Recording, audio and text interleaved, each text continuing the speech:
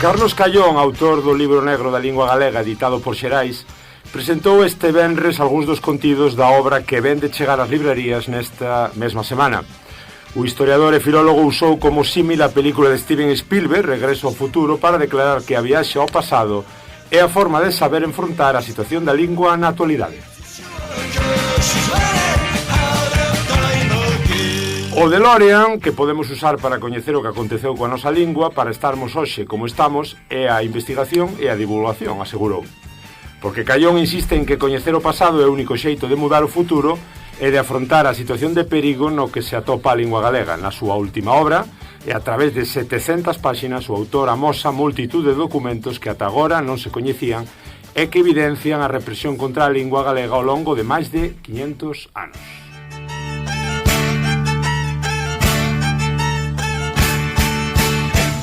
O galego está en perigo, mas non está nun punto de non retorno. O sorprendente é que despois deste tempo o galego está vivo e que unha parte significativa da sociedade non se resigna a ter unha cidadanía de segunda que quere dereitos lingüísticos plenos, explicou Callón nunha conferencia de imprensa a que asistiron tamén o presidente da Mesa pola Normalización Lingüística, Marcos Maceira, a presidenta da Asociación Galega de Profesionais da Traducción e de Interpretación, con Iria Taibo, e o director de Xerais, Fran Alonso. Alonso destacou o interese de Xerais por avivar o debate arredor da situación da lingua nun momento de perda de falantes e competencias e cualificou a obra de Callón como crucial. É un libro valiosísimo, excepcional, que non existía en lingua galega e que se converte xa nunha ferramenta de uso para a sociolingüística. Dixo quen destacou a necesidade de ferramentas como esta obra para o labor de recuperación da lingua. Iria Taibo, pola súa banda, fixo referencia a algúns dos retrocesos que sufriu o galego nos últimos anos e salientou que hai unha ideoloxía que dende hai moitos anos loita contra a idea de que o galego sexa unha lingua normal e que se utiliza como calquera outra. Pola súa banda, Marcos Maceira comenta que o libro negro da lingua galega ven encher ese oco que existía na bibliografía da sociolingüística na Galiza e aclarou que non hai ningún pobo que aspire a niveis altos de desenvolvemento social que nin empregue a súa lingua con normalidade. Na obra de Callón abórdase a crueza dos castigos nas escolas por falar na lingua prohibida acreditados entre 1543 até 1980, mais tamén outras formas de represión como multas por empregar o galego en público ou queimas de libro. E o autor emprega un estilo divulgativo con notas a pé de páxina para amosar a verdade con rigor e con datos documentados e para tamén desterrar as fake news que hai contra o galego. Do mesmo xeito, Carlos Callón recomendou a lectura deste libro ao actual presidente da Xunta, Alfonso Rueda. Carlos Callón ten previstas máis de 30 presentacións deste libro até finais de outubro en varias localidades de Galicia e noutros países. Isto é o que publicaba a Praza.gal alá polo 10 de xuño de 2022 en plena época post-pandemia, baixo o título, comentaba a Praza, a ver que temos por acá, Carlos Callón publica o libro negro do galego que evidencia os 500 anos de represión contra a lingua.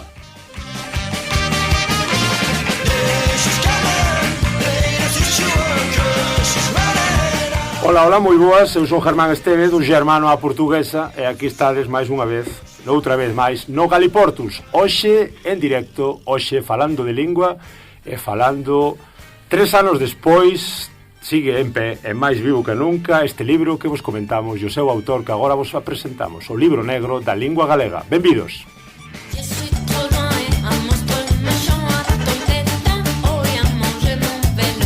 E benvidas, como xa sabedes, aquí estamos, sempre dicimos, en Radio Eri 107.2 da FM para toda a xente da contorna. Hoxe, por fin no directo, xusto a horario ao que se ven emitindo normalmente o programa, sábados ás 12. Tamén que sabedes que nos podes escoitar a hora que vos dé a gana, seguramente como esteades facendo. Este programa está sempre disponible. Como dicimos hoxe, falamos de activismo lingüístico, falamos de lingua, falamos de represión tamén, e falamos dun libro que leva 3 anos aí xa disponible e que continúa estando de moda, e vai continuar infelizmente estando de moda, parece que moito tempo. Temos xa aquí connosco nos estudios da radio a Héctor Casas, activista lingüístico e amigo. Moi boas, Héctor. Bos días. Un tarde xa, casi. Un placer terte aquí, como tivemos tamén a oportunidade de contar contigo o día que entrevistamos a Marcos Maceira, aquel día fantástico tamén que falamos do labor da Mesa pola Normalización, e temos o implicado, temos o autor do libro, temos o grande Carlos Callón. Levábamos tempo detrás de él. Carlos Callón, por si non coñecedes, licenciado en Filoloxía Galega e Portuguesa pola USC, profe en secundaria e agora universitario. Sí, tamén, sí. Na Universidade de Santiago, sí. O presidente mítico da Mesa pola Normalización entre 2002 e 2014, de honra desde entón da maior asociación da Galiza. Tamén, pois, aí no patronato da Fundación Vía Galega, publicou varios libros, bastantes libros, unha historia que nos pertence, en castellano non hai problemas, Amigos e sodomitas, como defender os teus dereitos lingüísticos, como falar e escribir galego con corrección e fluidez, como dar marcha atrás e non morir en el intento. Ese non é teu. Con certeza que non é. Isto pasa por consultar as cousas a correr. Olvidad estes últimos segundos. Era broma. O libro galego, o libro negro da lingua galega, que é o que se ocupa. Sí, xa que me temos aquí esta oportunidade, pois aproveito para falar de dúas sobriñas recentes, fora da brincadeira. Moi boas, Carlos. Porque claro, tamén é verdade que como son así manuais de como falar e escribir en galego con corrección e fluidez, ou como defender os teus dereitos lingüísticos, son de algún xeito manuais prácticos para tentarmos, pois iso, vivir en galego e abrir así xaneliñas. Entón, pois claro, efectivamente son manuais de autoaxuda, ainda que a autoaxuda como tal non só serve para quen a escribe propiamente, non? Porque é autoaxuda, non se a lee outra persoa.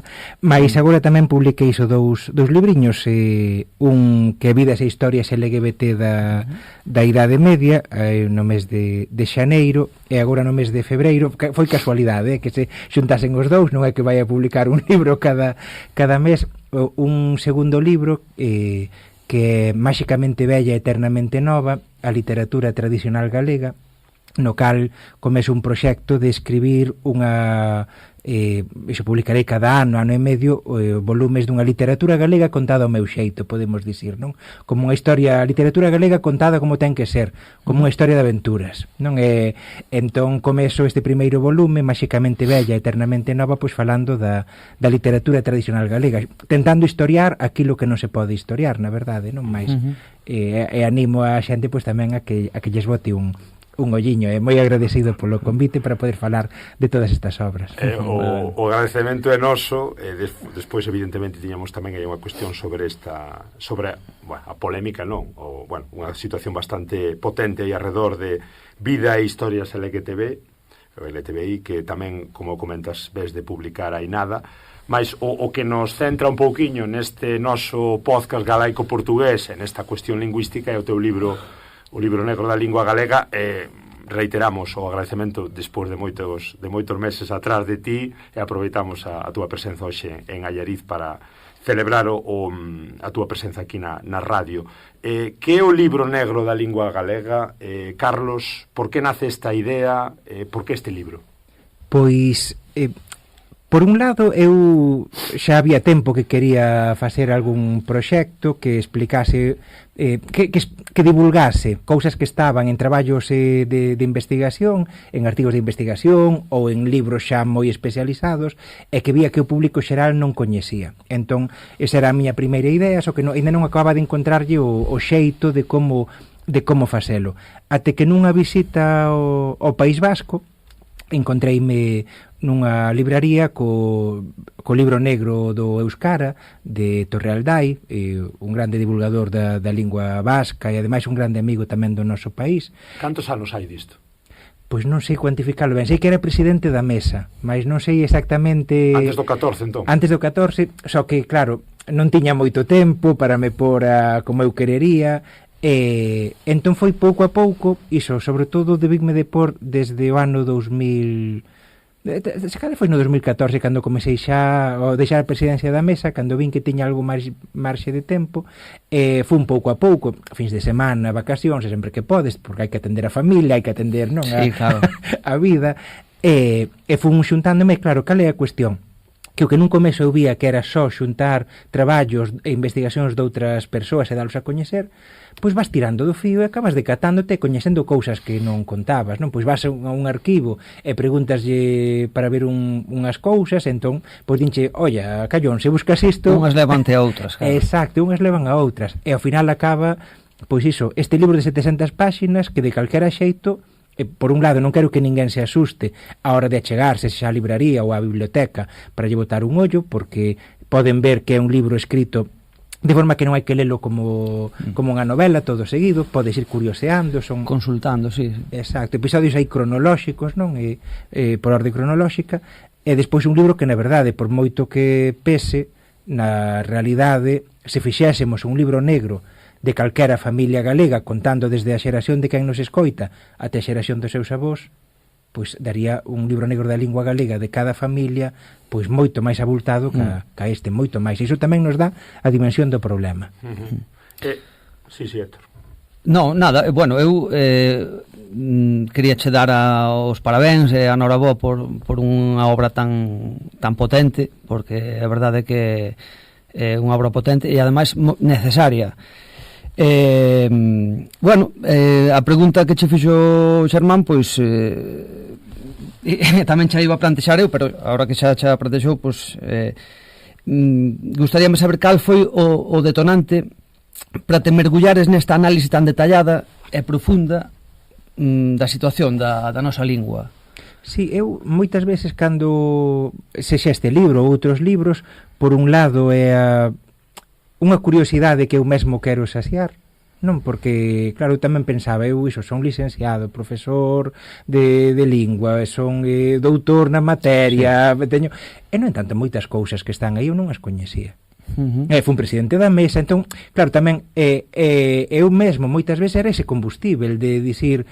Eu non tiña nin idea, nunca nos anos de estudo, nunca os ouven falar de algunhas historias que aí estaban, e a min eu pensaba, pois, por un lado, para min é importante saber isto, para me situar tamén no mundo, entender na situación en que estamos, mas tamén un contributo para a sociedade. Para min sempre é moi importante, cando publico un libro, que non sexa un libro só para guardar no andel, non, que sexa un libro para que funcione. De feito, por iso tamén este esforzo de, non todos estes anos de todas estas presentacións, cousas alrededor do libro que tento facer, pensar que antes dicía o Xermán, non, que oxalá pasase de actualidade. Sí. Ese sería o noso desexo, que fose un libro para falar dun pasado remoto, mas o triste é que, aínda que é un libro que fala desde finais do século XV até mediados dos anos 80, en realidade fala de nós, aínda é un espello, oxalá non o fose. Eu digo máis, nos anos 80 quizás non estábamos tan mal, ou non estaban, porque eu nací no 82, como estamos hoxe.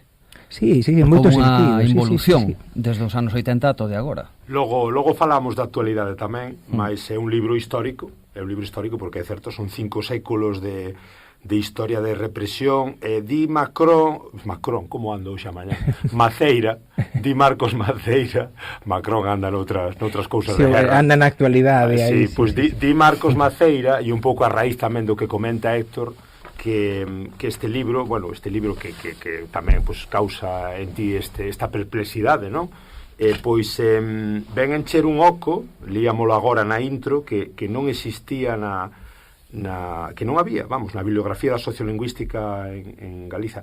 Cal crees que é a maior contribución deste libro? Por que o temos que ter nos nosos estantes?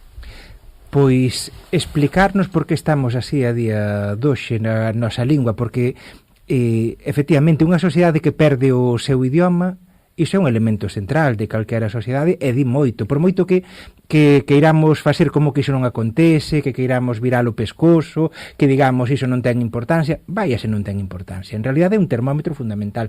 Hai varios termómetros, igual que os dereitos das mulleres, non son fundamentais para ver a saúde democrática de calquera sociedade. Iso é así, xa o dixo Fourier hai 200 anos, é unha radical verdade aínda a día de hoxe, oxalá non estivese tan de actualidade como ten que estar.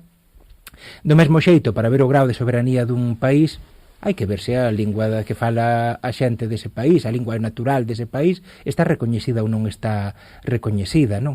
Entón, entendermos como chegamos até aquí, por que efectivamente, dicía o Héctor, nos anos 80 había moitos problemas, mas a naturalidade era escoitar falar galego na espontaneidade en calquera rúa, en Vigo, na Coruña. Entón era o espontáneo. Que aconteceu sen haber unha guerra de por medio para que de repente en poucas décadas a nivel histórico e a nivel vital a situación mudase tanto? É unha pregunta que nos temos que formular, e sexa cal for a nosa percepción da situación lingüística. Toda unha sociedade adulta, seria, con perspectivas de futuro ten que formularse esa pregunta. En este libro efectivamente, pois comezo danse algúns elementos de debate, non? Pois, por exemplo, teremos que pensar e reparar, te antes indicábalo tamén Xermán, como desde o século XVI até polo menos finais dos anos 70 do século XX sempre houbo violencia física nas escolas contra rapaces que falaban en galego. Non digo en todas as escolas, mas digo que sempre, iso hai que reparar nisto, desde o século XVI até finais dos anos 70, de forma continua, mesmo en épocas de esperanza democrática no Estado español, como o sexenio democrático revolucionario, como a Segunda República Española, mesmo nesas, sempre houve algún neno, e máis tarde algunha nena de xeonllos, polo feito de falar en galego, ou recibindo vareadas. Entón, iso deixa secuelas históricas. Agora non hai esa violencia física, é verdade, existe violencia simbólica, mas sen entendermos ese pasado non podemos entender o presente nin termos perspectivas de futuro. De feito, este libro incomoda a moita xente, non, que non quere que o galego exista. Non lle recomendaxe a Gloria Lago, por exemplo? Recomendo a todas as persoas que efectivamente teñen esa perspectiva tan negacionista da diversidade lingüística e cultural, tan en fin, que queren proxectar os seus desexos de monolitismo, non, as demais persoas, porque pensemos, se calquera persoa non quere usalo o galego no seu día a día, que lle incomoda que eu poida facelo? É unha pregunta fundamental, porque de persoas, por exemplo, hai pouco eu denunciaba públicamente o caso de CaixaBank, que tiveron que rectificar, máis que en CaixaBank cobraban unha comisión. Unha comisión para documentos que en catalán e en castelán son automáticos na app e gratuitos. En galego tiñas que ir até a sucursal e pagar 10 euros. E había persoas que ao denunciar, eu isto públicamente co apoio da Mesa pola Normalización Lingüística, pois que se dixen, es que non sei que, imponiendo. Mire, perdoe, se vostede non quer, mas déixeme a min. Por que quer vostede que eu non poida vivir na miña lingua, non? Esa é unha pregunta de calquera xeito. As persoas estas que odian o galego tamén temos que lembrar que son minoría, cunha grande megafonía, non? Sí, o que pasa é que cual é por que ben motivado ese odio tan visceral? Porque sí que está representado, por exemplo, nesa persoa que che comentaba eu, a Gloria Lago, é un odio visceral cara á lingua. Eu non entendo moi ben onde pode xurdir esa... Porque se dixésemos está en situación de perigo o castellano aquí na Galiza, pero resulta que é ao revés, non? Que a lingua propia é a que está precisamente perdendo cada vez máis falantes. Xurden personaxes neste contexto, sobre todo despois do decreto do plurilingüismo, do 2010, que son os que abandeiran precisamente esa posición tan reaccionaria, tan contraria ao noso idioma. Por que ese odio por parte desta xente? Tan fora do sentido común, digamos. Xa, claro, no que son os odios irracionais de algunhas persoas e que habería que ver caso por caso e ver por que esas persoas teñen ese problema, non? Iso é verdade. Xa a nivel xeral, ese que é certo que hai unha corrente ideolóxica no mundo nestes momentos que vai, efectivamente, unha corrente de odio. que se plasma en moitas cuestións, e ademais cando vemos a política internacional e ás veces danos medo prender a radio, danos medo abrir o xornal, darlle as noticias, porque nos encontramos con auténticas barbaridades que creíamos que fosen non de velas en documentarios que nos falan do pasado, e vemos como hai moitas persoas pois con discurso de auténtico odio e de desprezo á diversidade afectivo sexual, contra as persoas que son de outros países, contra as persoas que, en fin, como se o branco, a cor branca ou que se di branca na pel fose unha cor superior. Encontramos con todo iso, mas tamén hai un cabalo de batalla moi importante contra a diversidade lingüística e cultural no mundo. E aí comentabas moi ben, Héctor, o caso de que nós non temos nada contra o castelán, e máis, por exemplo, no caso das políticas que están a desenvolver contra o castelán no país con máis millóns de falantes de castelán no mundo, que son os Estados Unidos, toda a nosa solidariedade. E aí tamén había aquele anuncio, acordados que o algodón non engana. Pois todos estes fascistas que están contra o galego, o catalán e o vasco, e que lles proe que as nosas linguas existan, e que non queren que se poida escoitar música en galego, que non queren que podamos escoitar, que os nosos nenos e nenas poden aprender, por que non teñen unha posición solidaria coas persoas falantes de español nos Estados Unidos? Sí. Non, eso para min é... Porque eu digo claramente, defendo todos os dereitos das persoas falantes de castelán nos Estados Unidos. As institucións dos Estados Unidos deberían ter as páxinas e non debería ser ninguén discriminado por falar a súa lingua nese país. Onde están os Abascal? Onde están os Alberto Núñez Feijóo? Onde están todas estas persoas? Non, aí é moi fácil ser forte cos débiles é débil cos fortes, non? Mas iso... Eu falando un pouco de todo o que comentades e volvendo un pouco ao libro, sumo má pregunta de Héctor e tamén o que dicías de CaixaBank, non? Dese modelo, tamén desa creenza da imposición a imposición. Preguntoche, Carlos, como foi cambiando a estrategia do Estado nestes 500 anos? Desde crear ese autoodio, non? Que nós coñecemos tamén, esa figura de paleto de pobre, burro de aldea, até esta imposición esta teoría da imposición dos últimos 40 anos, unha vez que está o estatuto en marcha e que o galego comeza a ser oficial e que a xente tamén comeza a concienciarse do importancia da defensa da lingua, dese orgullo de pobo, non? Como pasamos destes 500 anos dese paleto pobre burro que fala galego, que non lle dá pa máis, a cuidado con estes mafiosos, matóns que andan aí xa están outra vez a voltas ca súa teima da lingua. É interesantísimo o feito de que observar como históricamente as cousas mudan, mas tamén hai cousas que permanecen, non? Porque iso, as dúas cousas son fascinantes, non? Ver como iso ao longo dos séculos non se dio mesmo, mas tamén é interesante ver a liña continua. E, por exemplo, é interesante tamén vermos históricamente no comezo da sustitución do galego. No libro podes observar, por exemplo, como nun comezo no cal Galiza perde poder político, nun comezo os discursos da monarquía castelá non eran contra a diversidade lingüística e cultural. Había discursos no sentido de un rei ou unha raíña ten máis poder cantos máis países ten con linguas diferentes. Iso é interesante, porque se encontra aí en varios textos, e pásase aí, a partir dos reis católicos, a idea de la lengua compañera del imperio, a lingua única, non é con diferentes, modulacións, non é a mesma modulación que podemos encontrar da hora de erradicar o galego no século XV, que no XVII, que no XVIII, non, hai situacións diferentes, non? Cando aparece o Estado-Nación, a chegada dos Borbóns e a configuración política de España, non? Son procesos diferentes. Mas tamén é moi interesante o que comentaches, Xermando, o galego como paleto. No libro documentase, por exemplo, que nun comezo non é esta idea do galego como paleto. Nun comezo, a quen hai que eliminarlle reducirlle a lingua é a nobreza, as clases dirixentes galegas que aínda o manteñen. Penso, por exemplo, no século XVI.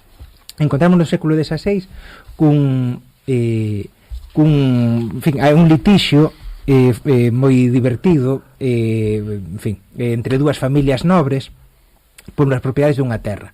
Desde finais do século XV os notarios, os tabelións non poden escribir en galego, non? Conforme vayan xubilándose, morrendo, uns pasan a ser sustituídos por persoas que teñen que escribir en castelán. Mais O caso é que, iso, unhas décadas máis tarde, dúas familias nobres discuten polas propiedades dunhas terras e unha delas presenta un testamento dicindo que é auténtico e que demostra que as terras son dela. Mas ese testamento está en castelán. Entón a outra familia di, reparade, estes son os maus falsificadores, como son xente nova, non se decatan, de que hai uns anos todo estaba en galego. Ese xuízo é interesantísimo. Había que fazer unha película, porque comezan a pasar testemunhas e testemunhas e testemunhas para falar de como a nobreza falaba galego, de como a nobre dona Maior de Soutomayor falaba galego, de como o notario falaba e escribía só en galego, e dicían como proba que o Afonso do Porto falaba e escribía en galego porque era natural de Vigo. E iso tiña a forza de proba. E é tan forte isto que o tribunal acaba dicindo, é verdade, é falso, porque neses anos os testamentos estaban en galego e non en español. Mas ainda algo que quero indicar. É a primeira vez nese xuízo en que nos encontramos coa expresión gallego cerrado. E a expresión gallego cerrado aí non é para referirse a unha labrega, a un labrego, é para referirse a unha nobre. A unha nobre, non? Iso é moi interesante, porque é como comezaron a sustitución primeiro coa nobreza, non? Ás veces, pois, iso, con a violencia extrema, non? Porque se matas a alguén, pois claro, ou obrigas a que se exilie e sustitúes por alguén chegado de fora, e iso non fai falta ningunha norma, ningún decreto, non? Iso é...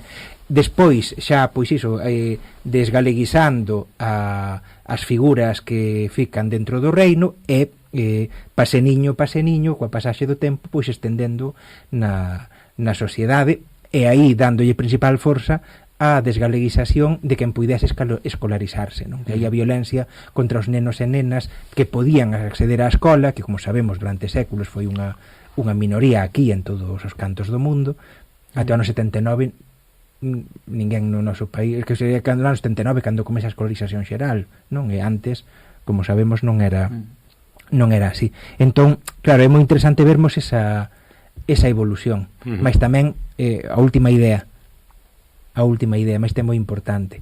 O franquismo foi terrível, non hai dúbida que foi terrível, mas isto non comezou co franquismo. Justamente en relación con iso, exacto, quería che lanzar 4 ou 5 falsas crenzas ou mitos que comentas no inicio do libro, e mira que ben estamos fiando. O primeiro era ese, quero que me desmontes brevemente para os nosos ouvintes, non? Estas falsas crenzas que comentas, que relatas nos comezos do libro. O primeiro é justamente, foi o franquismo o que máis lle dano lle fixo o galego, ou só, digamos, que só se perseguiu a lingua durante o franquismo? Fixo moito dano, iso non hai dúbida, non? Desde o máis terrível que é a perda de vidas humanas, non? E iso non hai nada pior que iso, as queimas de libros, violencia exacerbada, etcétera, non? Mas, sendo iso verdade, o franquismo non inventa unha política de lingüicidio propia. Lingüicidio é como se chama a tentativa de matar unha lingua. Non inventa, vende moito antes. Pensemos que, aínda que durante a Segunda República Española houbo unhas grandes esperanzas de que o galego fose recoñecido como lingua oficial, pois, en fin, todas o sabemos, os grandes esforzos de figuras como o Castelao, e que, no entanto, as promesas que lle ían facendo non se concretaban. Todos sabemos como o Estatuto de Autonomía pois foi xa votado en referendo, non puido chegar, no entanto, a aplicarse, non? Cando o franquismo pois impón coas súas botas de asfixias de sangue e de censura a todo ese poder totalitario, o galego non era oficial. Por tanto, a pesar de que houve persoas con esperanza, como Fermín Bousabrei, que era xuís, e que vendo que era inminente que o galego ia ser oficial, el mandou xa facer os documentos como xuís en galego. Aí temos o papel de cabeceira dos documentos de xuís de primeira instancia, don Fermín Bousabrei, non sei que tal, mas que tiveron que destruir todo isto. Mas non comeza aí. A violencia registramos, antes indicabas moi ben a data, desde o ano 1543, desde ese ano é cando temos o documento máis antigo que explica como golpear nenos que falen a súa propia lingua na escola. É o documento máis antigo que explica como golpear nenos. Aquí digo nenos e non nenas porque as nenas estaban, como sabemos, pues, en fin, excluídas da escolarización. O máis antigo que conservamos no caso galego, mas o máis antigo que se conserva na península. Que iso tamén, xa o dixo Castelao sempre en Galiza, non? Se a hora de explicar por algúns problemas que temos nós é que non teñen, por exemplo, a nación catalá ou Euskal Herria, un elemento clave é en que momento comezou a dominación política do noso país. Dito isto, é verdade que comezou antes, mas tamén o que é sorprendente é que continuemos aquí. Hai cousas mal, mas é que estamos en Radio Allariz falando esta lingua que levan séculos prohibindo. Ese é o maior misterio do galego. Ese é o maior misterio do galego. Por que, despois de tantos séculos de prohibición, de negación máis absoluta e de negación da negación, non, porque por un lado prohíben, por outro lado din que non podes falar desa historia de prohibición porque iso non aconteceu. É que están os documentos, non aconteceu. E aquí estamos. Aquí estamos en Radio Allariz, como comenta Carlos. Efectivamente escoitamos Negra Sombra de Luz Casal e agora continuamos con máis crenzas, mitos e historias varias sobre o libro negro da lingua galega aquí con Carlos Callón. Seguimos.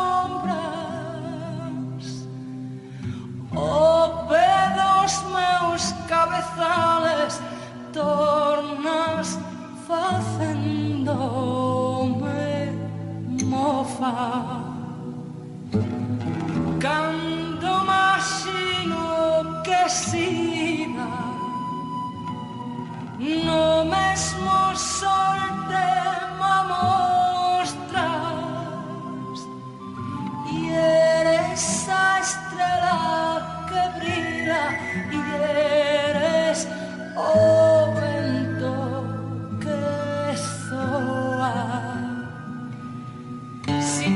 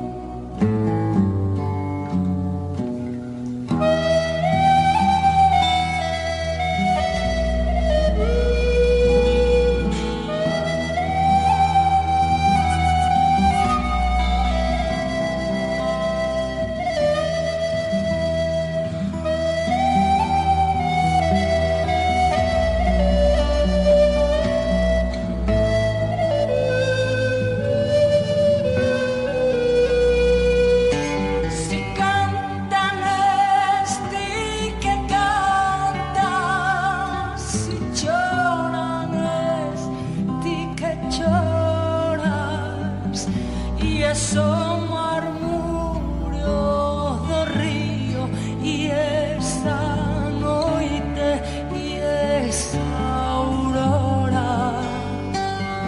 Entón están sentias todo pra min e min mesma moras, ni me deixaras ti nunca, sombra que sempre máis sombras, nin me deixaras ti nunca,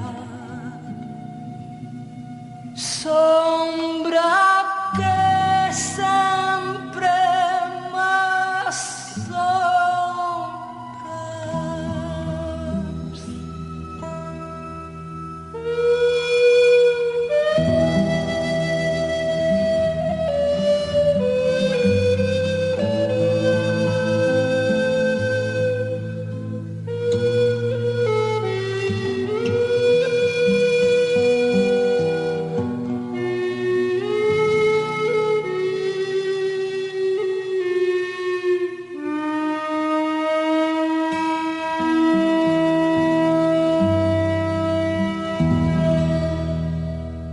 E aquí continuamos no Galiportus, negras sombras e demais pesares. Aquí estamos intentando lanzar un poquinho de optimismo tamén ante tanta nube. Outro dos mitos que che queríamos preguntar, falsas crenzas que comentas no libro, Carlos, non houbo política lingüística negativa contra Galiza, un pouco a colación dunha frase moi boa que tes digamos na páxina 1, na 2, que comenta o fenomenal Juan Carlos de Borbón alá por 2001: a nadie se le obligó nunca a hablar en castellano, fueron los pueblos más diversos quienes hicieron suyo por voluntad libérrima el idioma de Cervantes. Sí, é unha idea que se repite moito no pasado e no presente, e que nos mostra tamén que moitas veces cando preguntamos sobre o pasado é que estamos preguntándonos polo futuro, non? E esta idea de aquí nadie non habla gallego que non quere, non, a xente deixou de falalo. Ainda hai pouco un profesor universitario, a min deixoume co queixo no chan, dicíame que o galego en realidade foi que viñeron unhas persoas de fora e pareceunos que falaban moi ben e que por iso mudamos de lingua, que non houbo política contra o galego polo menos até finais do século XIX. Eu fiquei coa boca aberta porque pensei con que nivel de ignorancia, non? Simplemente polo feito de ter o teu rótulo de profesor universitario podes exhibir unha ignorancia de tal calibre, non? Cando o que nos sobran xustamente son documentos que son a punta do iceberg do que tivo que acontecer, a punta do iceberg, mas efectivamente móstranos unha política decidida contra o galego, sexa a nivel legal, sexa a nivel de regulamentos, sexa a nivel de políticas que son, eu no libro sempre falo de documentos e de actos que teñen unha dimensión lingüística clara. Pero antes comentaba, por exemplo, se ti retiras unha nobreza autóctona e a substitúes por nobreza foránea, non tes un decreto dicindo deixen de usar o galego, mas ven xente toda utilizando outro idioma. Ou se nos encontramos que durante séculos desta política castelanizadora na cal non podía ser bispo ou arcebispo ou abadesa ou abade de ter un posto de relevancia no reino galego, se eras galego. Iso é unha política colonizadora de manual, de libro, non? E para alén diso, claro, encontramos con documentos onde nos din claramente, por exemplo, un regulamento do século XVIII en Pontevedra que di que non se lles pode permitir aos nenos que usen a lengua gallega, castigando al que delinca en eso, tipificando como delito, aunque sea fuera de la escuela. E dino literalmente, un documento de finais do século XVIII, non? E antes falamos do de 1500 43. Podemos falar dos testemunhos que nos dá o padre Feixó, o padre Sarmiento desa violencia física constante, non? Nas escolas, da prohibición de cando se solicita a publicación dun libro en galego, as galegadas, e a primeira resposta que recibe non há lugar, para cando non se permite, ademais, nin tasquera dentro do reino galego, tes unha forma de xestionar a publicación desas obras, un exemplo tras outro, durante a Segunda República Española. Lembremos, por exemplo, como Castelao presentou unha emenda no momento non en que se recoñecía a lingua catalá legítimamente o catalán existe, debe ter os seus dereitos, nada de debemos loitar contra a catalanofobia. Presenta unha emenda o deputado Daniel Castelao nunha intervención, conservamos o discurso, é unha mágoa porque a verdade iso velo, as persoas que o asistiron dicían que estaban que se emocionaba con escoitalo falar, tiña que ser unha cousa fora de lugar, non fora de serie, de excepcional. E presentou unha emenda reclamando que non houbese discriminación contra as diferentes linguas do Estado, entre elas, obviamente, a nosa, e votan en contra. Non é? E aí vemos unha constante reclamación de igualdade para os nosos dereitos, mesmo en épocas históricas moi complicadas. Penso, por exemplo, Xosé Sotocampos. Eu non tiña nin idea de quen era Xosé Sotocampos. E seguramente a maior parte da xente que nos está a escoitar non saben. Eu, un profesor do século XIX, que escribiu artigos defendendo que os nenos e nenas pudesen aprender tamén en galego. E comparaba a situación do galego coa situación, foi a congresos defendendo iso, comparaba coa situación de outros territorios de Europa onde se permitía esa diversidade lingüística que existía puña o exemplo ou de Suíza ou do que era o Imperio Austríaco do seu momento, e dicía que na Galiza debería ser igual as que recibiu ese home, como o insultaron, como tentaron mesmo con nalgúns xornais dicían que ele era isto non é un insulto, obviamente, mas dicían del que era un independentista gallego. Pensade que chamarlle a alguén independentista galego no século XIX, onde non había liberdade de opinión nin de cátedra, non podía significar perder o teu posto de traballo. El defendía, claro, ver para min todas esas persoas que defenderon como lóstregos na noite a nosa lingua, mesmo en momentos tan terríveis, pois é saber, claro, que son a punta do iceberg, que tivo que haber moitas máis persoas.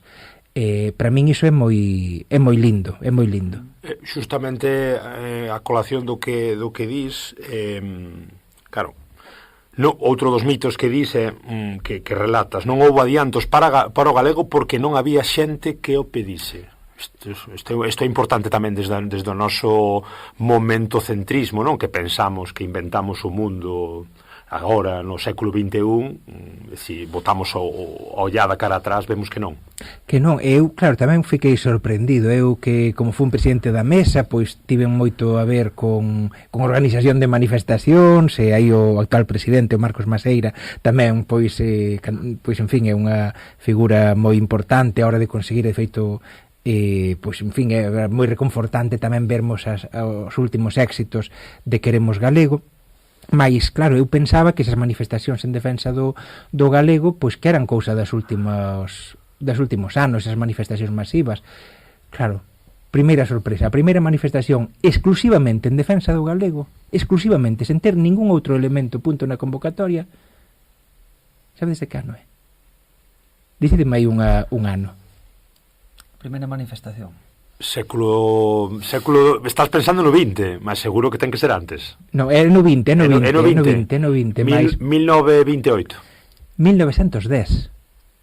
De 1910. E para mí tamén foi unha sorpresa, é que como que hai, e de feito o gobernador civil avisando de que teñen que parar os paros nos institutos en Santiago de Compostela e en Lugo, defendendo unha cátedra de galego-portugués para a Universidade de Santiago de Compostela. Unha cátedra, porque o goberno español aprobara unha cátedra de catalán para Barcelona e unha cátedra de galego-portugués para Madrid. Entón aí comezou a mobilización fortísima. As crónicas xornalísticas, por un lado vemos o gobernador civil actuando, non? Iso xa é moi importante, coas ameazas de expedientes que E despois as mobilizacións, os xornais falan de como os estudantes tomaron Lugo ou Santiago, como ían cos seus pendóns, como tiña que ser tamén, é unha mágoa aí que non teñamos unha fotografía deses momentos. Sabemos que había un rapazolo que estaba a estudar medicina por amor a seu pai, ende que o deixou, como sabemos, por amor á humanidade, que tamén participou nesas mobilizacións. 1910. Por quen foi impulsado? Solo polas universidades? Aí estaban de acordo tanto o Consello de Santiago de Compostela, que na altura non era unha estrutura democrática, non como en fin, de votación popular, como na actualidade. Estaba a Universidade de Santiago de Compostela o solicitando tamén, e os estudantes tanto de secundaria, da secundaria da época, como na universidade, movilizándose a favor desa cátedra. Ademais, os argumentos eran continuamente, non de que sentido ten que vaya para Madrid cando xustamente onde se fala o galego-portugués no Estado español é aquí, non? E que tamén é interesante como se chamaba galego-portugués sen problema, algo que pasados as décadas pois sí que habería, non? E de feito articulistas despois había estes Santiago Abascais e demais da época que escribían que la cátedra de gallego mejor cuanto máis lejos, non? Que dicían que que Madrid que se cadra era pouco, que se podía ser en Italia, pois que era mellor. Mais 1910 é a segunda, aínda temos persoas vivas que participaron nela no ano 1965, o 17 de maio de 1965. E claro, que non está escoitando di, non pode ser. Franquismo. É franquismo, como vai haber unha mobilización da que temos fotos en defensa do galego no franquismo? Aí foi porque a maior mobilización que houbo en defensa dunha lingua, isto dá para unha película, a película con clave é moi interesante, mas podíase facer unha película mira cantas guións non están saindo, se hai alguén con diñeiro para producir que saiba, mas a lingua no Concilio Vaticano II apróbase que se poidan que as misas sexan non en latín, senón nas linguas que fale a xente. No Estado español apróbanse as misas en catalán, en vasco, en español, e listo. E aí comeza nos anos 60 a maior mobilización en defensa do galego no franquismo. O franquismo actuou con moita forza, ameazando con pechar xornais se continuaban publicando noticias sobre iso, con multas económicas moi importantes. E quen se mobilizou, perdón? Pois que colectivos ou que... moitísimos, tanto no dentro do país, no que existía, en fin, como podían no país, porque ás veces tamén é fascinante como tantos poucos colectivos que podían existir con nome, como ás veces para se protexer inventaron algúns nomes de colectivos para con atas falsas e todo iso, e a día de hoxe temos información, mas na época era por se van a por nós que sí que poidamos. E despois colectivos de emigración, isto é interesantísimo, porque chegaban telegramas ao Vaticano e ao Arcebispo de Santiago desde colectivos de emigración de diferentes lugares do planeta, cando aínda emigración e cun exilio que aínda tamén estaba con pois claro, co desencanto da forza do franquismo e do apoio que recibía por parte do chamado mundo libre, non? Que tamén nos mostra o canto hai que rirse da expresión mundo libre cando pensamos o que nos significou a nós o mundo libre, non? Cantas botas de mundo libre nos esmagaron. Mais, claro, unha mobilizacións sociais importantísimas, entre elas esta manifestación o 17 de maio de 1965 e coa bandeira prohibida. Como non podían, que fixeron? Dixeron que non eran manifestantes, que eran peregrinos e peregrinas. Entón aí, peregrinos e peregrinas coa bandeira prohibida, coa bandeira galega, reclamando o galego e cantando despois cancións en galego, incluído o himno, claro. Por eso o Día das Letras é o 17, a raíz deso? Non, o 17 xa é antes, porque foi cando dedicou Rosalía o Cantares Gallegos, dedicou no 17 de maio como detalle pro seu compañeiro de vida, non, que estaba de aniversario. E despois recupérase iso no ano 63, porque tamén é moi interesante que iso é no ano 1863 cando sai o libro, e esa data recupérase como unha data simbólica en 1963, que é cando se di o Día das Letras Galegas, que sexa, claro, non hai o de manifestacións do Día das Letras coa forza que nós coñecemos na actualidade, é unha cousa que ten iso poucos anos, mas é moi interesante observar que xa ten un precedente moi importante, que este 17 de maio de 1965, non? O último dos mitos, Carlos, era que non eran, que che queríamos lanzar, non comentas no libro, non eran prohibicións contra o galego, coincidiu que iso estaba en galego. E isto tamén o quero unir un pouco co papel da Igrexa, é dicir, comentabas agora hai nada a aceptación do Vaticano, do castelán, do vasco, ou euskera, ou do catalán, non así do galego. Coméntanos como valoras, ou como se valora no libro, o papel da Igrexa nestes 500 anos de represión. Si, a Igrexa pecou, e peca, de pensamento, palabra, obra e omisión. E na cuestión da nosa lingua vese con claridade. De feito, é unha diferenza notável entre o caso galego, o caso do catalán e o caso vasco, non? Les unha historia da lingua vasca ou da lingua catalá e din, é que nós que tiñamos durante o franquismo, tiñamos os catecismos na nosa lingua, tiñamos os xogos religiosos, tiñamos, en canto se puderon dar misas, e tiñamos as revistas escolares cristiás, porque non tiñamos nada máis neses anos, e dixemos, nós non tiñamos nada diso. É que nós non cadramos. Se reparades, nós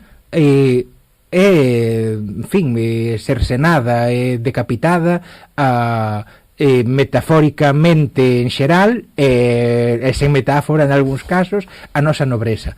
A burguesía encontrase coas grandes limitacións pola estrutura económica do Estado para poder desenvolverse. Encontrámonos, cunha igrexa alienada. Nós non cadramos no mapa, non cadramos neste libro de historia e no entanto aquí estamos. Iso tamén o temos que ter presente. Non quere dicir que se non somos capaces de sementar algunhas liñas de futuro importantes, que isto non poida, que a lingua non poida residualizarse, que pode ser, mas tamén temos que ter orgullo de todo o que se deu feito, non? E de todo isto que se di tantas veces, mas é verdade, porque foron somos, e porque somos serán. E se me permites tamén, claro, sobre o que comentas, non? Desta excusa que dan de o problema non era o galego, é que era outro, non? Por exemplo, Manuel Fraga Iribarne, cando sendo ministro franquista, xustifica a condena dunha multa económica moi forte e a condena á prisión dun xornalista porque divulgou textos de Castelao nos anos 60. El di, non é porque teñamos nada contra Castelao, é porque non está permitido pola lei. Claro, é unha forma así. Cando a empresa Erika Mel nos anos 80 morto e supostamente enterrado Franco, é expedientada por ter a etiquetaxe en galego. E din, non é polo galego, é porque non cumpre as regras sobre sanidade que din, dicían que non se pode usar o galego. CaixaBank, ano 2025, non, é que non cobramos porque usar o galego, é que cobramos porque é un documento que non se pode facer directamente na aplicación. Mas claro, a aplicación só permite español e catalán. Ramón Otero Pedrallo, cando escribía nos anos 40 artigos tamén da ditadura franquista, escribía en castelán e escribía en galego. Pouco a pouco, conforme puido ir introducindo o galego, pois que xo voltar á súa liña de escrita monolingüe do pasado. Que din, non pode continuar escribindo en galego. Por que? Porque morreu o único tipógrafo era este o linotipista, o que colocaba as letras nas caixas, non? Morreu o que entendía a súa letra. entón entende a letra en castelán e non entende a letra en galego. E así podríamos continuar con exemplos e outro. Eduardo Blanco Amor, a Esmorga, non se permite publicar en galego supostamente por temas puritanos. Despois, polo contido da obra. Exacto, mas un par de anos despois permítese publicar a traducción ao castelán. Pero que me está dicindo, entón o que era puritano nunha lingua non é. Entón moitas veces temos que ter presentes iso, que hai outros subterfuxios, mas que nos apuntan claramente ao problema o problema real, non? E isto que se di, non? Que o problema non está en quen indica co dedo, non? Senón, neste caso estaría pois no propio dedo. Eu fago un chiste, eu son moi mau contando chistes, por favor, solicito a audiencia a audiencia que finxan como que lles fixo grasa. Mais vai un home a doutora e dille: é que doutora, toco co dedo aquí no peito e doime, toco na cabeza e doime, toco na perna e doime, toco no pé e doime. E dille: doutora, vostede o que ten o dedo quebrado. Correcto. Non é aquí é un pouco iso, non é, o problema está no dedo. Vamos ir xa un pouco enfocando cara a actualidade e cara a algunhas conclusións. A mí sí que me gustaría dicirche, Carlos, ou comentarche, levas 3 anos xa co libro publicado, estiveche en Euskadi, estiveche en Cataluña, estiveche por Europa, non sei se por Sudamérica tamén, co libro. No Brasil. Estiveche no Brasil. Como está sendo a acollida? Evidentemente non che vou preguntar aquí por vendas, nin por datos de ningún tipo, mas como é, sobre todo, o que máis enche esa acollida, esa resposta do público, como está sendo? Porque, digamos que unha obra non é, pois iso, non é despois os números, bueno, tes outro, tú vives, de decir, dos teus propios medios e por outro non te dedicas a escribir simplemente, mas enche moito tamén ver a resposta. Como valoras o que che está chegando? Pois con agradecemento a nivel persoal e despois con optimismo polo que significa para o futuro, non? Porque vin esa sede de moita xente que quería e que quere coñecer máis sobre o seu propio, en fin, como chegamos até aquí para poder mudalo, non? Porque esa é a clave, non? Xa dicía Marx, non é só explicar as cousas, senón ver como podemos mudar as cousas a partir desta explicación. E claro, no das vendas, a propia editora quedou sorprendida, non? Porque vai pola quinta edición. Un libro que, claro, un libro de 700 páxinas non podes aconsellalo na escola, obviamente. Na universidade é libro de consulta, mas claro, que estea na quinta edición, que se acabase no primeiro mes xa a primeira edición, mostra justamente esa sede, non? Esa vontade de coñecer máis, e mostra que a pesar das dificultades o futuro hai que escribilo. Que tamén eu sei que a todas as persoas que amamos o galego temos unha grande preocupación, e unha preocupación lóxica e racional, porque, en fin, por un lado os datos están aí, mostran a caída de falantes tan acusada, por outro lado abonda con darmos un paseo pola rúa para vermos esa caída no que significa no día a día, e depois o que antes dicía Héctor, que me parece moi importante, que é moito máis difícil a día de hoxe vivir en galego, non só que nos anos 80, senón que hai 15 anos, moito máis difícil. Agora mesmo hai moitas xestións no teu día a día que tens que facer cunha compañía telefónica que non tes un escritorio aí. Esa compañía telefónica, digo, de teléfonos, de gas, de enerxía eléctrica, de banco, de moitos servizos que non tes opción de ser atendido nin entendido en moitas ocasións na túa lingua, que podes recibir insultos. E non tes un apoio legal concreto, máis alá desa idea xeral, ninguén pode ser discriminado por razón de lingua. Miren, é que eu non paro de ser discriminado por razón de lingua. Calquera persoa que queira vivir en galego no propio país non pode. Entón, onde está ese cumprimento do Estatuto de Autonomía? Onde está? Non sería lóxico garantir que, por exemplo, ningunha consulta que teña que realizar a ningunha empresa, especialmente de servizos públicos, garantir por lei que non me poidan insultar? Mirad en que nivel estamos. Que non me poidan insultar, que non digan de Vodafone, hábleme usted en cristiano, que non digan de CaixaBank, pois, en fin, que se rían desde cuándo no va a ser ilegal no hacer las cosas en gallego. Si tiene que pagar es por outra cosa. Ou que non che digan se queres asinar unha hipoteca, o notario.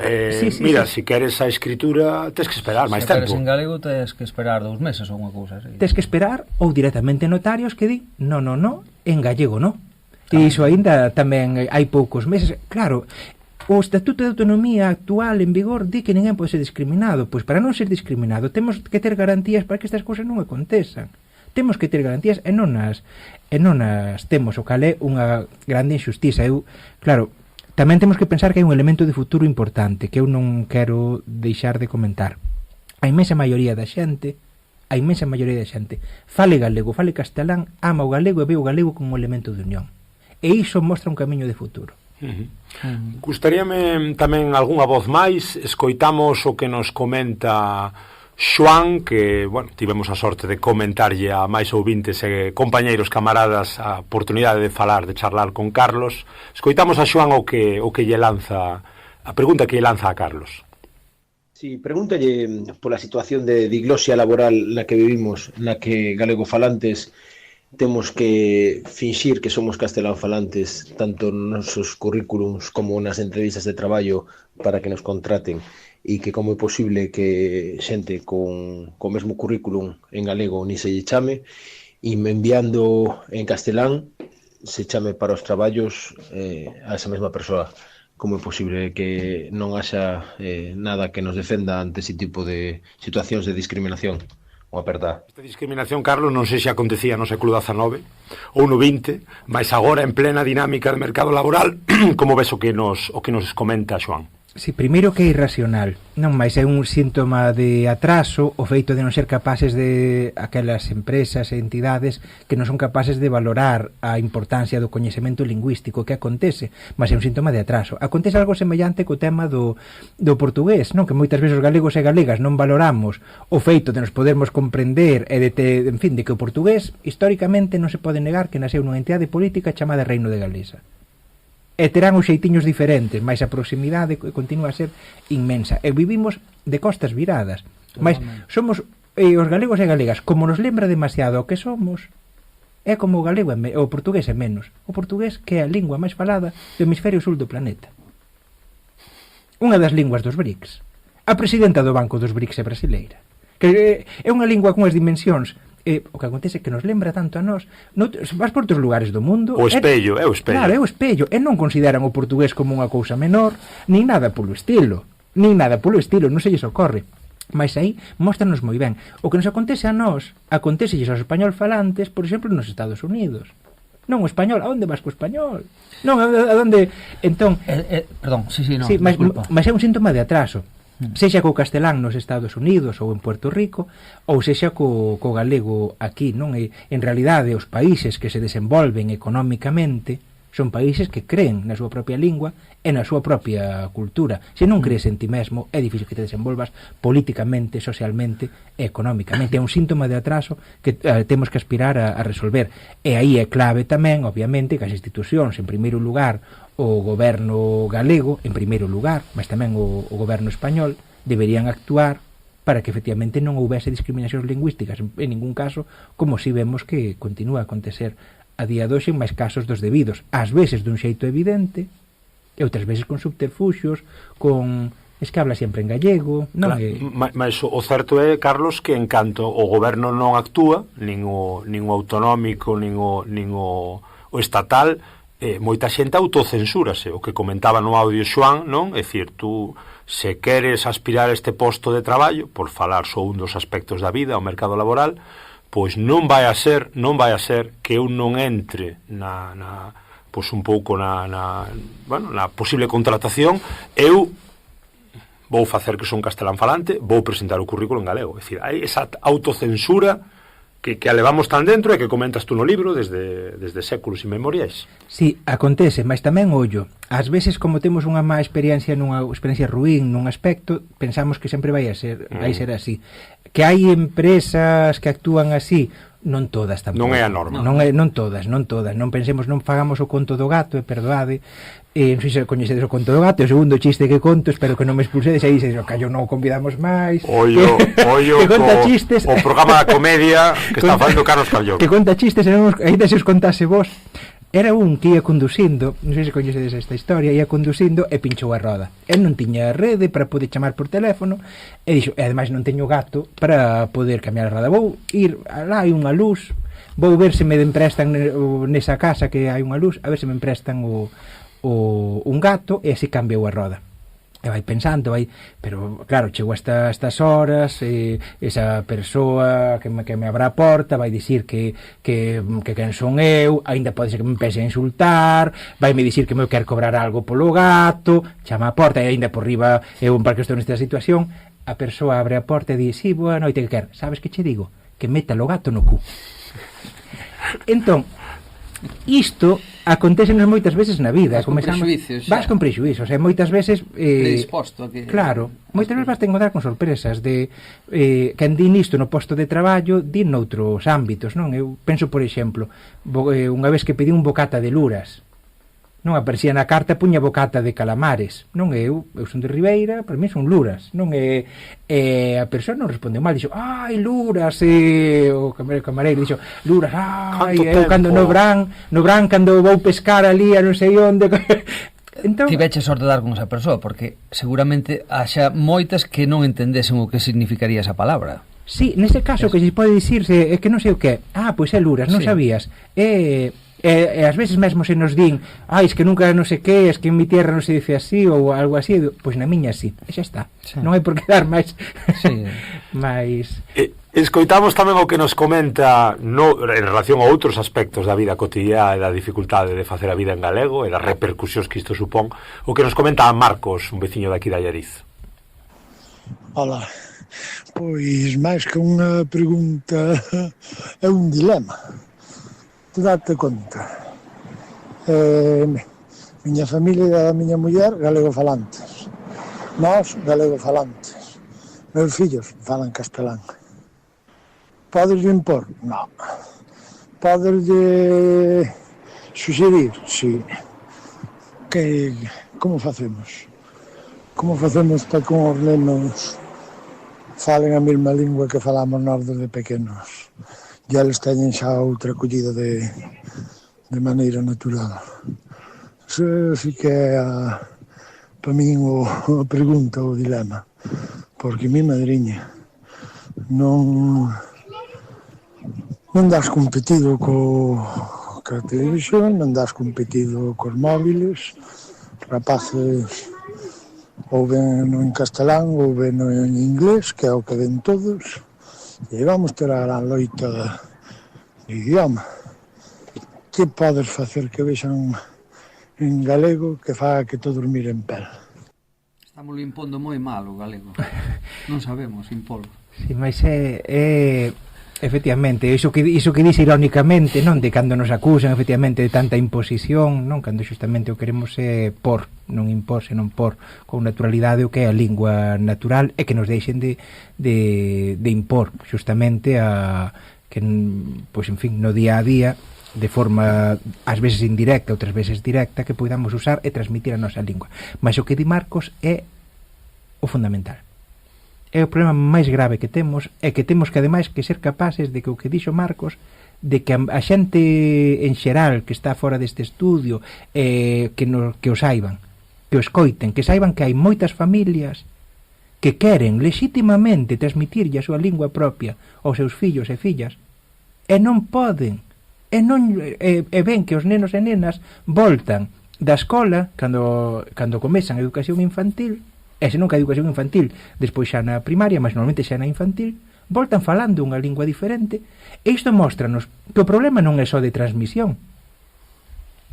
O problema non é só de transmisión, porque moitas familias transmiten o galego na casa, e despois os meniños e meniñas, e por que voltan? Voltan porque a escola non garante. O contexto educativo, claro. Claro, a escola non garante, porque somos a única lingua do Estado español na que non hai unha televisión que emita programación infantil, porque somos a única lingua do Estado español na que non hai ningunha estrea de cinema na infantil e juvenil na nosa lingua propia, non é algo que non acontece no resto, teñen, e así unha cousa tras outra. E isto que é moi negativo, esta situación, temos que tela presente, e temos sobre todo que lograr socializala, porque moitas persoas non se decatan deste problema e do drama que significa. Porque é un drama para moitas familias encontrarse. A min dixíame ainda hai pouco unha amiga, dixíame que o meu fillo agora está nunha escola de infantil onde lle falan en galego, e agora doime saber que aos 6 anos agora vai probablemente, porque xa lle aconteceu aos fillos e fillas de outras persoas, pois que vai voltar á casa sen falar a lingua de súa nai e de seu pai. Non é, este é un problema moi serio para estas persoas, é un drama comprensível, e máis un problema que pon en futuro en grave risco o futuro do país, a cohesión e a cohesión social do país. Os rapaces non deixan de ser víctimas tamén, porque eles non eso de alguna forma non o escollen, venlles dado, venlles imposto. Aí sí que cabe decir imposto. Exacto, e ademais outro dato máis que penso que é importante, se nos din que alrededor do 15% da rapazada na actualidade fala galego, que é a porcentaxe máis baixa desde que o galego existe. Por que falan galego? Imaginade é unha pregunta que temos que formularnos, como estas persoas falan en galego se resulta que na escola lle proíbe matemáticas, física, química e tecnoloxía, se resulta que nos medios de comunicación o galego é unha cuestión agora mesmo residual, non? Porque só temos algunha radio local, temos a radio televisión galega que funcionan, mas funcionan, como sabemos, cun deterioro, como ben nos advirten os seus propios profesionais, tanto a nivel de manipulación das listas negras e todo isto, un deterioro moi serio, e xa está. E temos que son os 20 minutos do telexornal, temos temos con anuncios en español. Sí, e depois borrado na universidade a situación é lamentável. Hai carreiras universitarias na actualidade, ano 2025, que teñen tanto galego como durante a vida de Franco. Como durante a vida de Franco. Datos oficiais que fai o reitor da Universidade de Santiago de Compostela, de Vigo, da Coruña, ante datos que nos din que hai facultades fundamentais para a vida social. A enfermaría, por exemplo, non chega ao 3% declarado de galego no ensino. O 3% declarado, se é declarado, significa que é menos. E é moi interesante, Carlos, o que comentas das familias, pois a raíz tamén da pregunta que nos lanzaba Marcos, é un pouco tamén en relación co mito, non? De que a xente non o pide, é dicir, temos que desmitificar tamén a situación esa de que parece que os pais pois viven nunha sumisión constante de que non hai esa reivindicación. Veme un pouco a cabeza tamén da actualidade noutro recanto da península, alá nos países valenciáns, acaban de sacar unha enquisa, o goberno de Mazón, para ver cal era, bueno, para intentar arrimar a sardiña, non, para así e intentar arrinconar aínda máis o valenciano, e resulta que non sei se eran 500.000 familias escolleron o valenciano como lingua preferente na educación. É dicir, cando lanzas este tipo de cuestións que tanto nos sonan aquí na Galiza, de que escollan os pais e tal e cual, vemos que si que hai unha moita máis xente da que pensamos e moitas máis familias das que cremos que sí que están dispostas a darlle preferencia á lingua propia. Aquí fixose unha pseudoconsulta que nin a consulta chegou cando comezou a presidencia de Feixóo no ano 2009, unha pseudoconsulta da que tardaron en coñecerse os resultados, que estaba formulada de tal xeito que se respondías que querías castelán, era totalmente castelán, se respondías que querías galego, era 50% en galego. Eu tuve que responder pola miña filla. Sí, lembras de que era unha cousa totalmente adulterada. Tardaron en dar os resultados, o cal xa mostraba, e mesmo así, as porcentaxes de familias que reclamaban galego no ensino eran altísimas nas cidades. Eran altísimas, moi superiores ás familias, a lingua familiar. Isto que nos mostra tamén, móstranos que moitas persoas, por moitos motivos, poden non falar galego no seu día a día, mas queren que os seus nenos e as súas nenas aprendan galego, e queren que haxa cinema en galego, e queren que haxa unha televisión en galego, e queren que as administracións utilicen o galego con normalidade, e queren non que haxa esa igualdade, e ven o galego, aínda que non o falen por moitos motivos, a presión non que antes ben sinalastes, pois a pesar diso, ven o galego como un elemento de futuro, como un elemento de novos tempos. Do mesmo xeito que é a inversa. Hai xente galego falante que mamou o galego de pai e de nai, e que se lle fai esa mesma pregunta, optan polo español. Sí, é que fomos educados en cuspirnos no espello. Non, son moitos séculos dicíndonos que non servimos para nada. Autoodio, sí, claro. Escoitamos a última das intervencións dos nosos ouvintes. Un abrazo moi grande para todos eles. Escoitamos a Brais. Hola, moi boas, un saúdo a Carlos, un saúdo a Germán e a todos os ointes de Galiportus. A miña pregunta é cal das moitas discriminacións históricas que sufriu a nosa lingua ten máis importancia no contexto actual de discriminación do galego. Isto, Carlos, levámoslo falando máis dunha hora, supoño que non é fácil resumir, mas iso, se tiveses que dicir unha situación por riba das demais, algo que relatas no libro nesas 700 páxinas, evidentemente xa fuches comentando, non? Moitos casos, mas se tiveses que destacar como Dibrais unha situación que fixera un pouquiño máis dano aínda que as demais? Eu diría máis un ámbito que é o do ensino.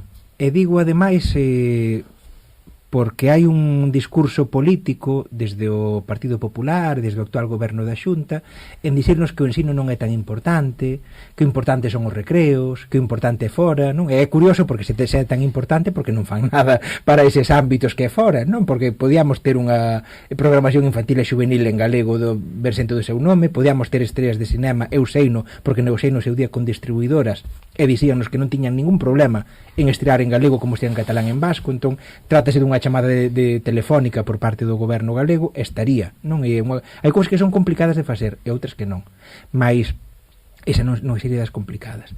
Mas dito isto, teñen agora ese discurso de que o ensino non importa. Ben, eu agora xa non o digo nin como activista, digo como sociolingüista e como profesor. Non hai lingua no mundo que se recuperase sen ter o ensino ao seu lado. Non existe. Non existe. Se o señor Rueda nos quere mostrar algún exemplo, que non lo diga. Mas é fraude. É mentira. E sábeno perfectamente. Porque o que queren é, con isto deste discurso, tentar que deixemos de reivindicar que se proíba, pois que non se proíba máis o galego en matemáticas, física e química e tecnoloxía, que poidamos ter coñecemento, que o galego sexa unha lingua vehicular con normalidade, aspirando a que cantas máis linguas poidamos coñecer, mellor, obviamente, que non estamos nun mundo que ás veces presentannos como se fósemos as persoas que defendemos o galego como se fósemos cabezas de semento, como se tivésemos algo contra contra o castelán, contra o inglés. Que imos ter? Xa estás tú con esas teimas, dedícate a vivir tranquilo, deixa o mundo correr. Sí, mas nos, é máis liberdade, fala de liberdade de elección. Onde está a liberdade, claro, se non hai igualdade non pode haber liberdade. Claro, sí, nos queremos liberdade pro galego, non é nun mundo, isto tamén, iso sí, entronca a nosa defensa do galego, entronca a causa galega, cunha causa mundial nestes momentos que é a causa da diversidade humana, non? É un dos maiores apoios que podemos facer nós a esta loita mundial pola diversidade e que ten moitos ángulos, pois é justamente defendermos a nosa lingua e a nosa cultura a pesar de tantas dificultades. Vamos ir xa acabando, quedan un par delas, a ver tamén o que quere engadir Héctor. Sobre o tema de Portugal, sobre a cuestión portuguesa, sabes que este é un podcast galaico-portugués, hoxe evidentemente en clave galega, porque é un tema que compete a norte do Miño moito, mas a pregunta é bastante directa. O libro negro da lingua galega, ti que estiveches en Lisboa agora unha boa temporada, ti que fuches ao Brasil, ti que tes moita conexión ca lusofonía, o libro negro da lingua galega hai que presentalo tamén do lado portugués, do lado brasileiro, como parte tamén negro dese irmão xémeo, é dicir, ata que punto eles, o que sempre comentamos, non saben de nós, porque si onde nace a túa lingua, como é o caso do Reino de Galiza, pois leva sufrindo todo o que sufriu, como presentamos tamén este problema, esta problemática do sur do Miño e máis alá do outro lado do Atlántico? Sí, eu teño que dicir que este libro presentouse xa en Portugal, Río de Xaneiro, Niterói, Salvador da Bahía, e tive unha acollida moi, en fin, tanto nas presentacións como tamén en diferentes mensaxes que me fixeron chegar, pois moi interesada por parte de, mostrando moito interese por parte de significados lingüistas, non? Para coñecermos esta parte da orixe do propio portugués, e que mostra ben este libro que, a pesar de que entre o galego e o portugués pois temos personalidades propias, formamos parte dun sistema lingüístico común, digo personalidades propias no sentido de que, pois iso, hai algúns traços diferenciadores, non? O cal non quere dicir se son a mesma lingua ou non, ese é un debate interminável. Se fose dun punto de vista estritamente gramatical, son a mesma lingua, con dialectos diferentes. O que acontece é que non é só un debate gramatical, hai temas políticos, temas sociais, entran moitos temas que non dá para este programa, dá para moitos máis. Correcto. Mas, en realidade, a principal diferenza entre galego e portugués non é gramatical, acabo de comentar. A principal diferenza entre galego e portugués é isto. É o libro negro da lingua galega, no sentido de que en Portugal hai un estado detrás. Claro, e nunca mataron a ninguén por escribir na súa lingua, nunca queimaron libros por estaren na súa lingua, nunca bateron na rapazada por falar a súa lingua, etcétera, etcétera. Iso, claro, esa é a principal diferenza. Pensemos mesmo, se escoitamos falar, demos gravacións das nosas aboas, repararemos que nós, en nos decatarmos, porque moitos pensamos, nosos avós usaban castelanismos. Quen nos dera a nós, quen me dera a min ter o castelanismo de miña aboa, e ter a prosodia e a fonética de miña aboa. Non, quen me dera, onde está? E como, por que se perdeu iso? Por que se perdeu? Eu con miña aboa pasei moito tempo, con miña queridísima aboa Pepa. Pasei moito tempo, escoito as gravacións, eu son de Ribeira, non son da fronteira, son da ría da Arousa, e parece unha señora portuguesa. Sí, sí. Congeada, iso sí, pero unha señora portuguesa. Como perdín? Pois perdín efectivamente na escola, que me ensinaron a ler dunha forma que non era a forma de falar, non? Todo isto que nos ensinaron de facer interrogacións. Que haces hoy? Non? Sí, a madrileña.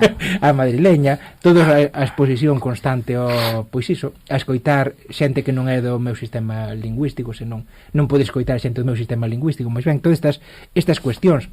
Mas a pesar de todo isto, é sorprendente a unidade lingüística profunda que segue existindo entre galego e portugués, non? Porque que hai diferenzas. O extraño é que non haxa máis. Iso sí que é o extraño.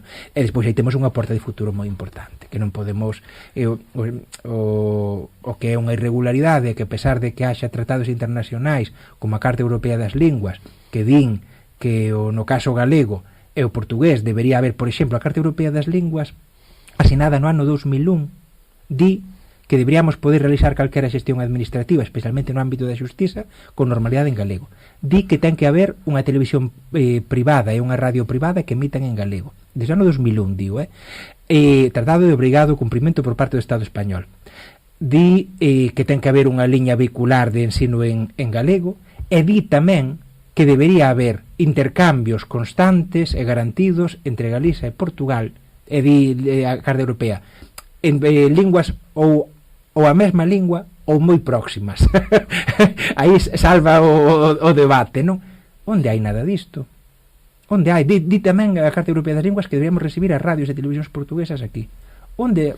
É que é unha irregularidade democrática. O Estado español di internacionalmente que cumpre, que asina tratados internacionais de dereitos lingüísticos, de dereitos culturais moi ambiciosos, como é este caso, e despois o problema é que non se concretan, que recoñecen os dereitos a condición de que nunca poidamos exercelos. Sí, Héctor, non sei se tes por aí algo máis. Bueno, xa para ir rematando, non? Ou... Sí, hai que ir indo, que dicía outro. Sí, bueno, un par de cuestións. Eu quería che preguntar, Carlos, que papel consideras que xogan as novas xeracións na supervivencia da nosa lingua? É a chave, claro, é a chave de futuro, non? Nas súas mans e nas súas bocas está o futuro, o cal, se pensamos que a xeración con menos falantes de galego nestes momentos, quere dicir que o futuro do galego está nas mans e nas bocas de persoas que aínda hoxe non o falan, ou non o falan con normalidade. Mais Rosalía de Castro tamén houve un momento en que mudou. Daniel Castelao chegou a Rianxo cando voltou da Argentina falando en castelán. Entón, cantas Rosalías e cantos castelaos non temos entre nós, entre a xente nova. A historia, pensar que a historia está escrita, iso é creer no tarot.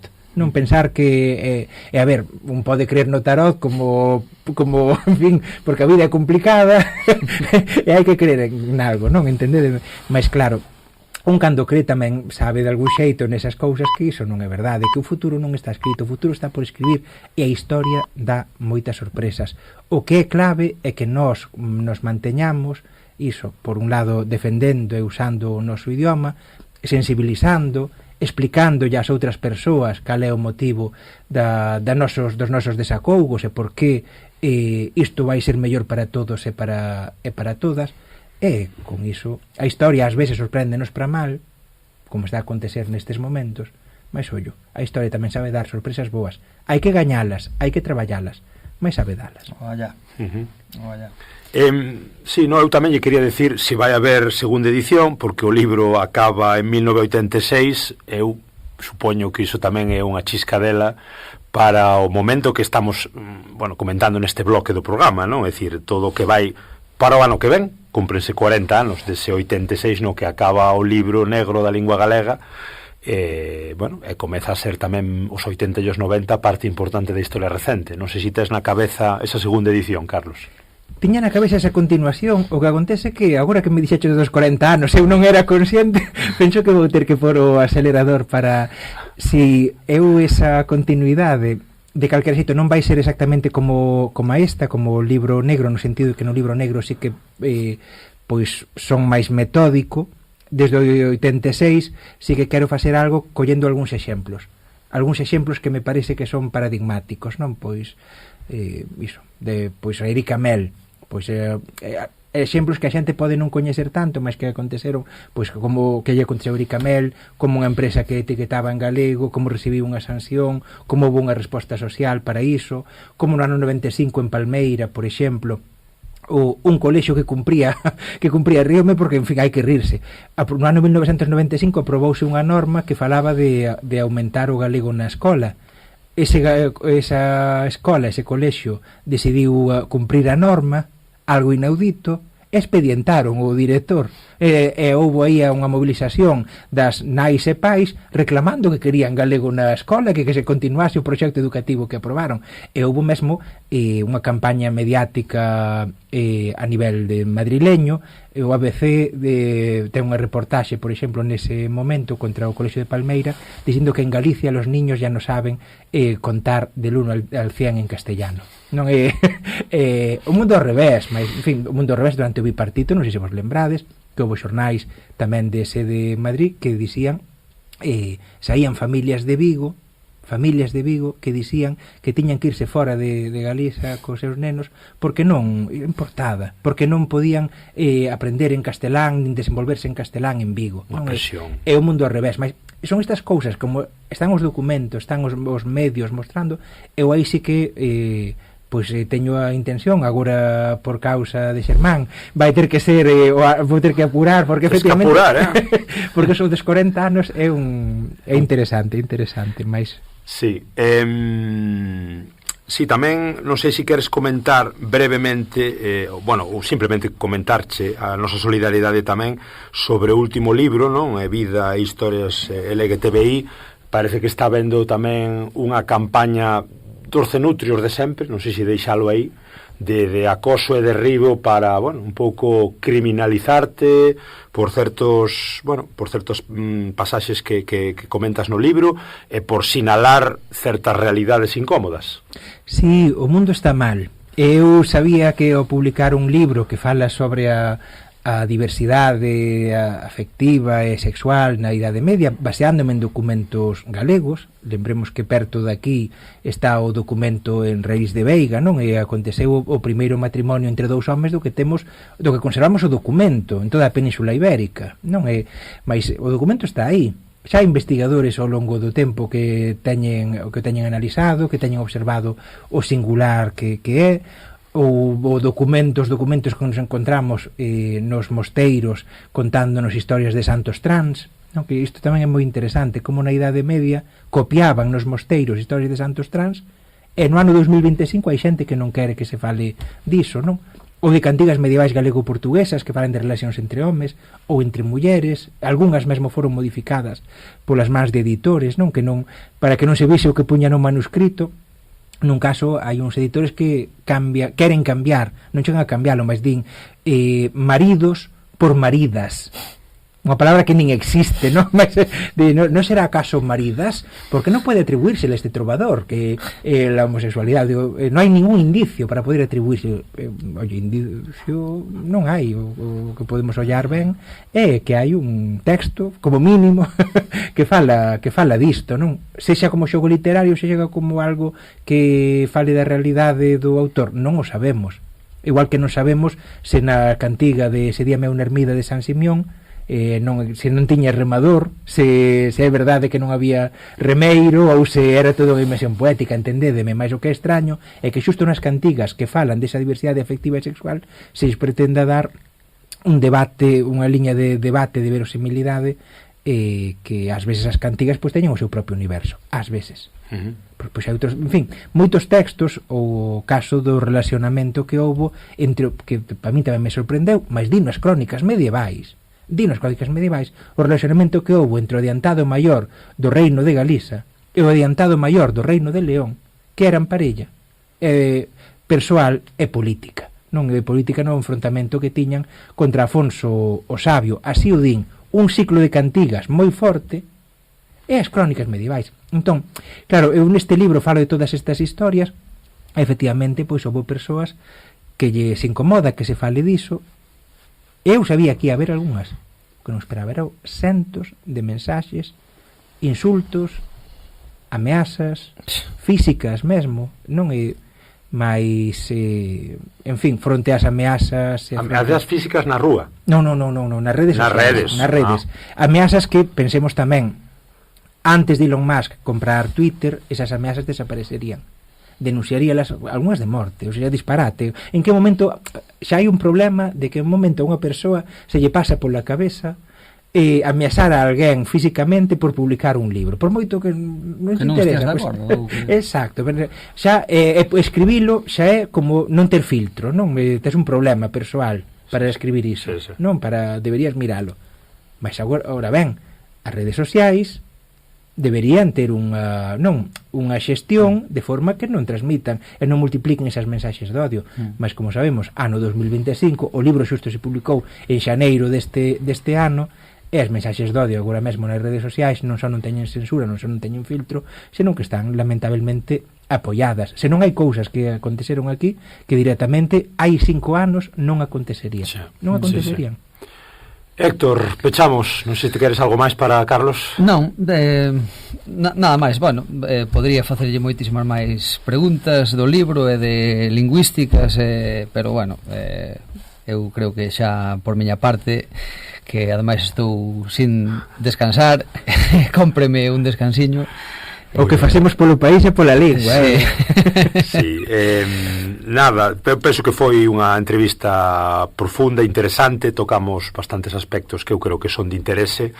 Lembrarlle a todos os ouvintes que o libro negro da lingua galega está aí disponible en Xerais, non sei se a un precio módico, Carlos, de... Eu soliciteilles e agradezo que custase menos de 30 euros, que o mundo xa está, e agradezo que efectivamente, pois que a pesar de ser un libro de 700 pico de páxinas, pois que, en fin, convido obviamente a que se lea. Está nas librarías, nas mellores librarías, hai que dicilo, que son aquelas que distribúen novidades en galego, e senón tamén está nas bibliotecas. O importante é que sexa un libro para iso, para consultar, para coñecer e para divulgar. E temos que lembrar tamén para os que estades na contorna e estades escoitando o directo de Radio Allariz, hoxe 15 de marzo, ás 6 da tarde, temos un acto no Roy Shore dunha palestra tamén para falar do teu libro. Si, falaremos da situación da lingua nun acto organizado por Galiza Nova.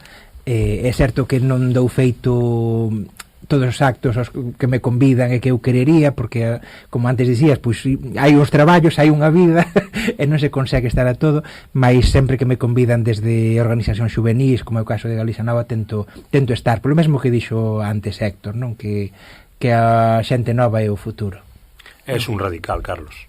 No, radical por querer apoiar a xente, non. Temos que serlos todos un pouco, non? E de deixarse aprender tamén polos mozos e polas mozas. Foi unha maravilla, graciñas, obrigadísimo por vir até aquí sempre as nosas conversas pois evidentemente podelas facer moito antes por teléfono, videoconferencia e todos os medios que hai hoxe en día para sacar adiante unha conversa máis en estudio é outra cousa. Agradecemosche moitísimo a túa presenza aquí e, bueno, pois reiterarche as felicitacións polo traballo e o mellor polos proxectos que veñan. Son eu que agradezo. Chao, chao.